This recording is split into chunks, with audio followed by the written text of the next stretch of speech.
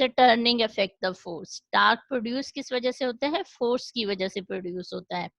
और ऑलरेडी हम पढ़ चुके हैं कि जब किसी भी करंट कैरिंग कॉइल को हम मैग्नेटिक फील्ड में रखते हैं तो उसके ऊपर क्या लगती है? फोर्स लगती है। अब और उस फोर्स की वजह से जो टार्क प्रोड्यूस होगा उसको आज के लेक्चर में हम जो है डिस्कस करेंगे।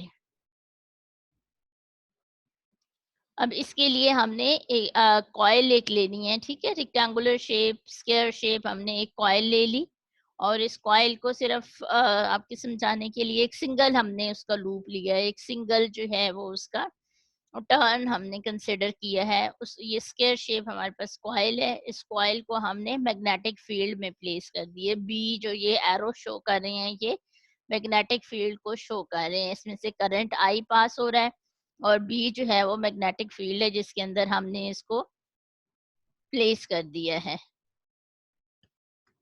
Consider a rectangular coil carrying a current I placed along magnetic field of the strength B। और इस magnetic field की जो strength है वो हमारे पास क्या है, उसको हम B से जो है वो represent करते हैं।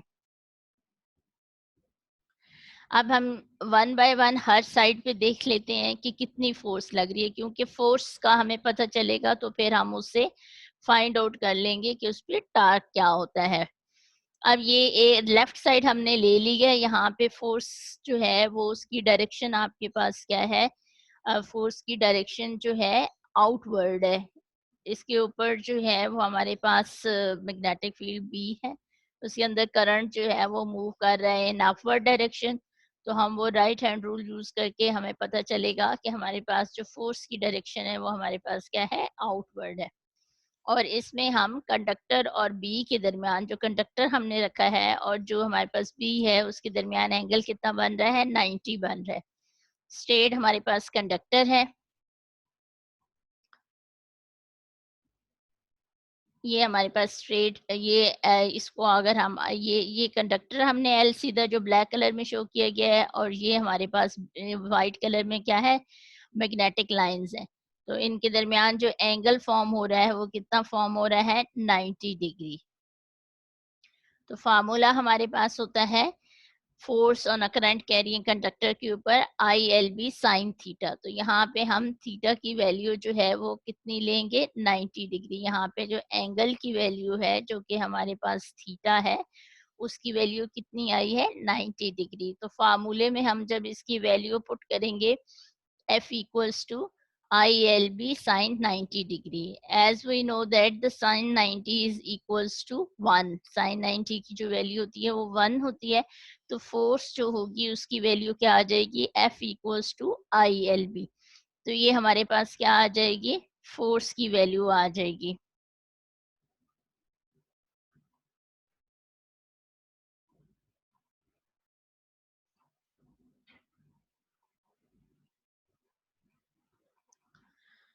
Each length segment of the rectangular coil WXYZ, ये हमने जो है उसका नाम दे दिया है, कॉइल को नाम दे दिया है WXYZ, उसकी जो है साइड्स को नाम दे दिया है। Experience a force due to the magnetic field, ठीक है, ये एक साइड हमने इसकी WX, एक को W कह दिया, दूसरे को X हमने नाम दे दिया, बस एक लेफ्ट साइड को हमने ये नाम दे दिया। इसी तरह बाकी साइडों को भी हम नाम देंगे। तो जो जो हमारी इसकी WX साइड है उसके ऊपर जो फोर्स लग रही है उसकी वैल्यू क्या है, ILB। इसी तरह हम चारों साइडों पे वन बाय वन देख लेंगे कि कितनी फोर्स लग रही, और उस फोर्स के बाद ही हमें पता चलेगा कि इसके ऊपर टार्क कितना है।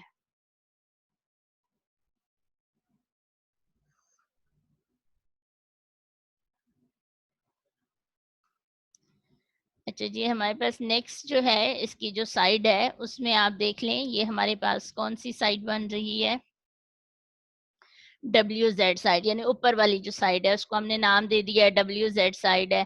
अब इसमें देखें एंगल हमने बेसिकली देखना है, तो यहाँ पे एंगल की वैल्यू क्या बन रही है, 0 डिग्री बन रही है, ठीक है। यहाँ पे एंगल की वैल्यू हमारे पास क्या बन रही है, 0 डिग्री बन रही है।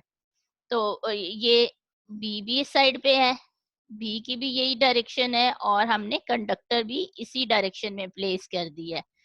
तो ये हमारे पास कंडक्टर जो L है उसकी साइड वो भी यही है। तो यहाँ पे थीटा की जो वैल्यू हमारे पास फॉर्म हो रही है वो कितनी है? Theta is equals to 0 degree. ठीक है, थीटा की वैल्यू हमारे पास क्या है? 0 डिग्री है। तो आपको पता है कि साइन 0 जो है वो आपके पास किसके इक्विवेलेंट होता है? 0 के इक्विवेलेंट होता है। साइन 0 डिग्री की जो वैल्यू हम कैलकुलेट करते हैं वो हमारे पास क्या आती है? 0 होती है। इसलिए इस साइड पे F की वैल्यू, जो फोर्स की वैल्यू है, वो जो ऊपर वाली साइड है WZ साइड, वहां पे फोर्स की वैल्यू भी हमारे पास क्या हो जाएगी? 0 हो जाएगी।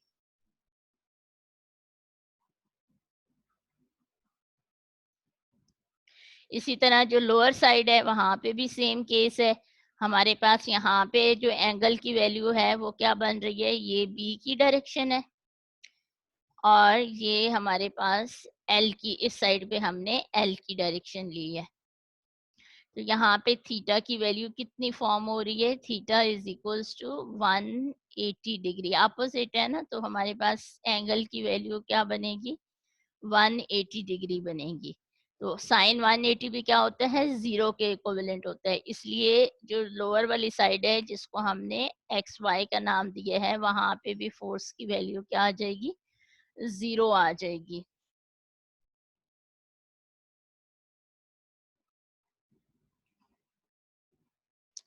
अब हमारे पास राइट साइड बच गई है जिसको हमने जेड वाई का नाम दिया है। अब यहाँ पे आप देख लें, यहाँ पे एंगल की वैल्यू क्या बन रही है? बी की डायरेक्शन आपके पास जो है वो राइट साइड पे है, और जो कॉइल की डायरेक्शन है वो हमने डाउनवर्ड डायरेक्शन ले ली है। तो यहाँ पे एंगल की वैल्यू हमारे पास क्या फॉर्म हो रही है? 270 डिग्री फॉर्म हो रही है। तो इसलिए यहाँ पे आपके पास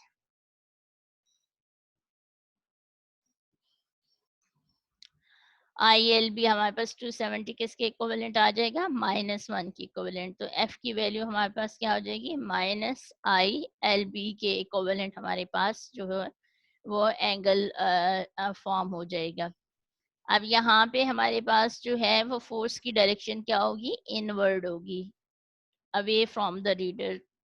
तो जो हमारे पास लेफ्ट साइड थी वहां पे थी आउटवर्ड, हमारी तरफ होगी। ठीक है, और जो है यहाँ पे जो इस राइट साइड पे है यहाँ पे इनवर्ड है। इनवर्ड का मतलब होता है अवे फ्रॉम द रीडर, हमसे दूर की तरफ होगी। लेकिन दोनों की स्ट्रेंथ आपके पास क्या आ रही है? सेम आ रही है, वैल्यू सेम आ रही है। वहां पे भी ILB आ रही है और यहाँ पे भी ILB वैल्यू आ रही है। अब यहाँ पे दो फोर्सेस लग रही थी। ठीक है, एक राइट साइड पे लग रही थी और एक लेफ्ट साइड पे लग रही थी, और दोनों वैल्यूज हमारे पास सेम थी लेकिन अपोजिट डायरेक्शन में थी। तो इसका मतलब है since two anti parallel but equal forces are acting on WX and YZ length segment which produces the torque due to the couple। ठीक है, कपल की डेफिनेशन आप लोगों ने पढ़ी होगी। कपल क्या होता है? ये टास्क से ही रिलेट करते हैं। जब आपके पास two equal and opposite forces किसी भी जगह पे किसी ऑब्जेक्ट के ऊपर लग रही होती हैं तो वो उसमें टर्न प्रोड्यूस करती हैं। ठीक है, उसको जो combination of two equal and opposite forces होती हैं उसको हम क्या कहते होते हैं? Couple is applied. होती फोर्स ही है लेकिन क्योंकि टू फोर्सेस होती हैं तो इसलिए हम इसको कहते हैं कपल इज अप्लाइड। तो उसकी वजह से आपके पास यहाँ पे क्या प्रोड्यूस होगी? टार्क प्रोड्यूस होगा। तो टार्क का जो फार्मूला होता है वो क्या होता है? Force multiply by moment arm. ठीक है, जितना आपके पास जहाँ पे रोटेशन हो रही होती है वहां से उसका जो डिस्टेंस होता है उसको हम कहते हैं। तो फोर्स हमारे पास क्या है? F.D। और यहाँ पे हमारे पास क्या हो गया? ये हमने इस तरीके से कॉइल ली थी, रेक्टेंगुलर कॉइल हमारे पास थी,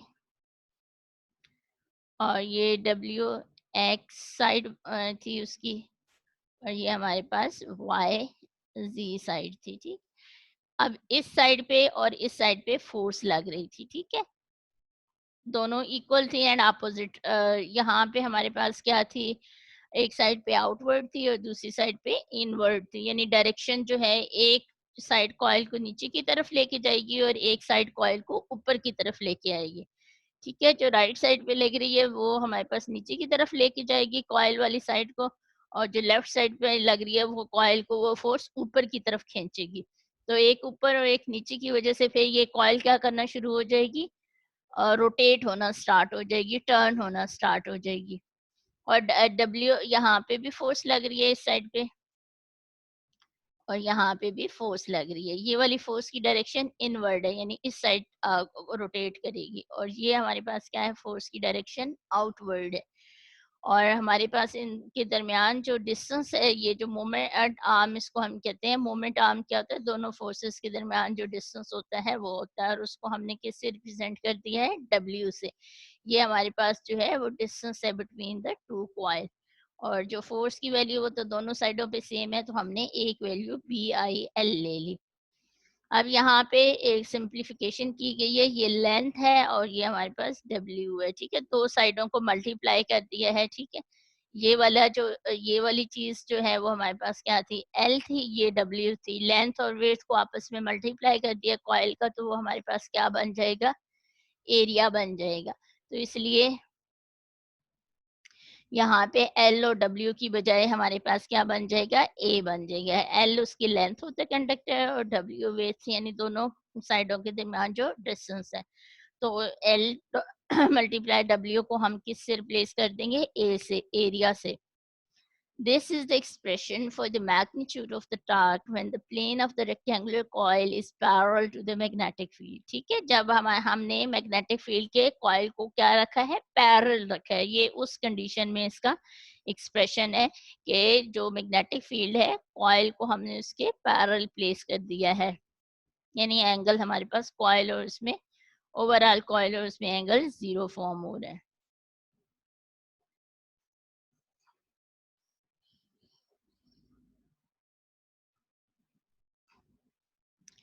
अब अगर कॉइल को हम इस तरीके से डायरेक्शन में रखें कि वो मैग्नेटिक फील्ड के साथ एंगल, सडन एंगल फॉर्म अगर कर रही है, ठीक है, तो फिर हमारे पास इस एक्सप्रेशन में फिर क्या चेंजेस आ जाएंगी।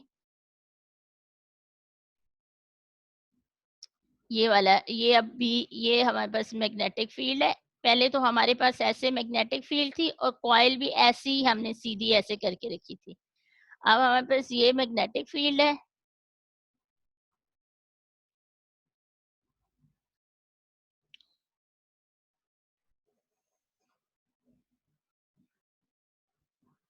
और इसके अंदर कॉइल को हमने ज़रा सा टिल्ट करके रखा है, यानी अगर कॉइल ऐसे है तो हमने इसको थोड़ा सा टेढ़ा जो है वो कॉइल को करके रखा है।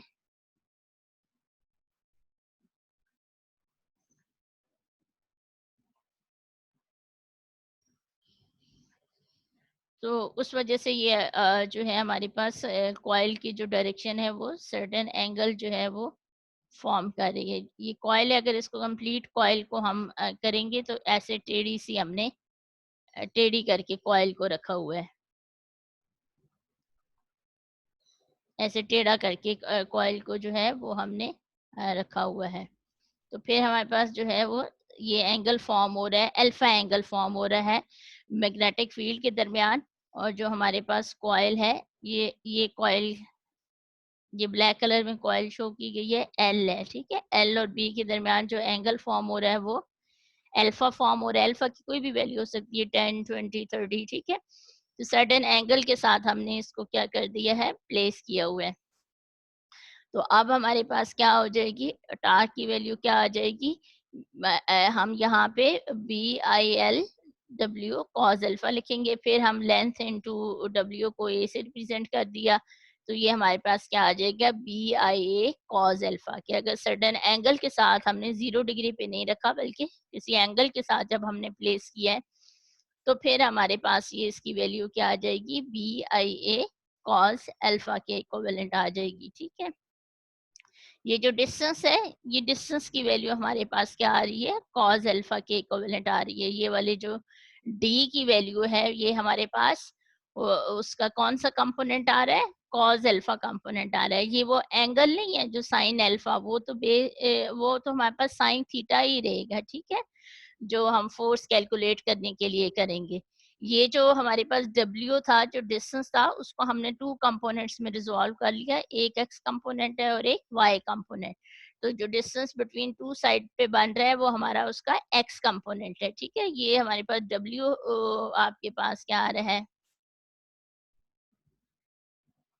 ये राइट एंगल ट्रायंगल बन गई। ये हमारे पास W sin अल्फा बन रहा है और ये W cos अल्फा बन रहा है। ये जो W था ये क्या था? Distance between the two sides. यहाँ पे एक फोर्स इधर लग रही थी और एक फोर्स जो है वो उस कॉइल के डाउनवर्ड डायरेक्शन में लग रही थी। तो यहाँ पे हमारे पास फिर क्या हो गया? W sin अल्फा की तो कोई पार्टिसिपेशन नहीं है, वो वर्टिकल है, तो ये हाँ डिस्टेंस हम W cos अल्फा लेंगे। तो ये वो वहाँ से W cos अल्फा आया है। जो डिस्टेंस डी था जिसको हमने W से रिप्रेजेंट किया था, उसको हमने 2 कंपोनेंट में रिज़ॉल्व कर दिया। सिर्फ x कंपोनेंट की पार्टिसिपेशन है, तो इसलिए हमने W cos अल्फा रखा। फिर WL को हम A से रिप्लेस कर देंगे तो हमारे पास स्टार की वैल्यू क्या आ जाएगी? BIA cos अल्फा के इक्विवेलेंट आ जाएगी। ये तो हमारे पास एक्सप्रेशन आया है फॉर द सिंगल टर्न के एक हमने टर्न कॉइल लिया था। अगर हम बहुत सारी कॉइल्स ले लेंगे, उनको बहुत सारे टर्न्स ले लेंगे और उनके जो टर्न है उनको हम किससे रिप्रेजेंट करेंगे? एन से रिप्रेजेंट करेंगे। तो फिर हमारी ये एक कॉइल के लिए B I A cos alpha है, तो एन टर्न्स के लिए क्या आ जाएगा? B I N A cos alpha आ जाएगा। तो ये फिर हमारे पास expression torque on a current carrying conductor having a N number of turns, जिसमें हमने बहुत सारी कॉइल्स को बहुत सारे टर्न यूज किए हुए हैं। नंबर ऑफ कॉइल्स जो हैं, एक कॉइल को बहुत सारे हमने टर्न्स दिए हुए हैं, बहुत सारे उसके रेक्टेंगुलर जो हैं वो शेप ऑफ टर्न बनाए हुए हैं।